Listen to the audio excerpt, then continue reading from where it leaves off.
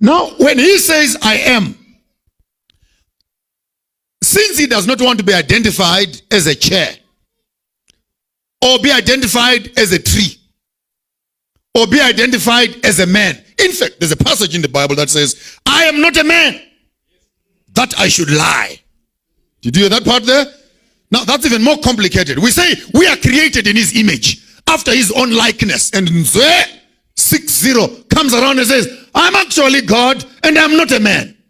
So in the midst of your imagination of what I look like, don't look at yourself and think that I look like you. I made you in my image, in my likeness. So what is the likeness of the image of God?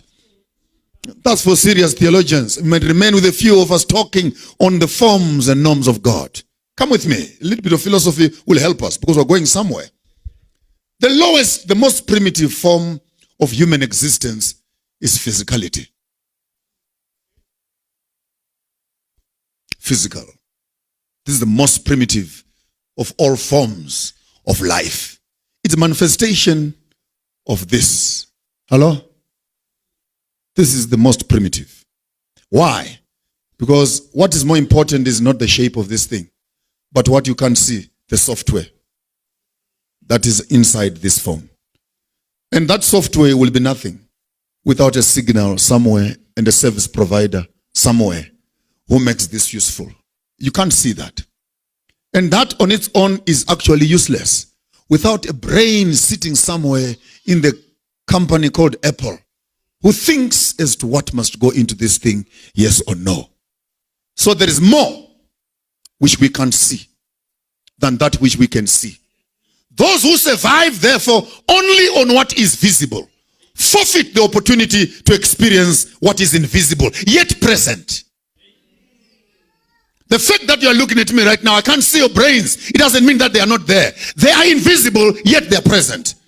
Your behaviors cannot be qualified only by what I see. For what I see can deceive me. Eyes can only see in 1D. In some certain instances, in 2D. When there is enough light, you may see 3D. With extra help, 4D. Here, there, 5D. You can see under and over. 6D, 7D. It becomes spiritual and supernatural. Therefore, when you look at me, even when you say you're looking at me, you're only looking at me on one side. A little bit of my ears, my back you can't see, but I'm present. To trust your eyes, therefore, is to have a limited sight into the realities of what is really there. Don't deal with people, therefore, on facial value. Deal with them at a spiritual level. Come on, guys. If you can see it, it is temporal and it is cheap. For what we cannot see is spiritual and permanent. Don't make decisions based on the physically visible.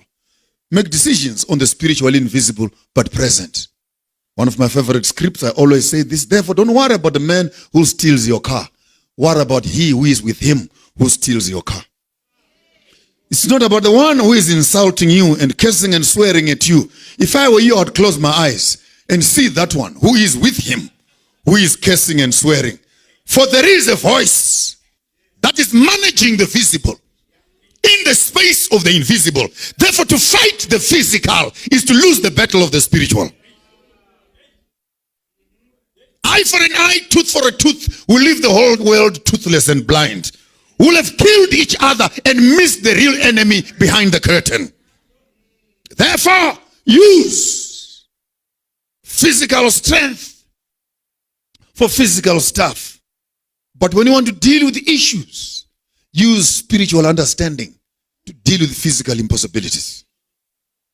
For there is always a whisper of the supernatural behind the natural.